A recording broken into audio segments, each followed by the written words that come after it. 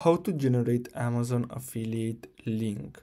So basically what you're gonna have to do, first of all, you're gonna have to apply for Amazon affiliate program. So what you're gonna have to do is simply scroll down and then simply click on become an affiliate.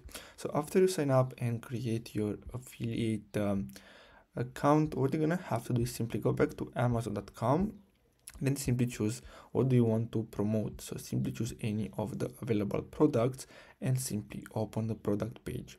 Now here at the top you should see something similar to this, and all you have to do in order to get the link is simply click on text, and basically that's all you have to do. Now as you can see, you can even get the image and text and image. So basically you can simply select any of these, but I usually go with text because uh, it's the easiest one, and you just get the text, the link for that product, and basically you can paste that product into your socials posts or your website, and whenever someone clicks on it and buys that specific product, you're gonna earn a commission. So basically that's all you have to do.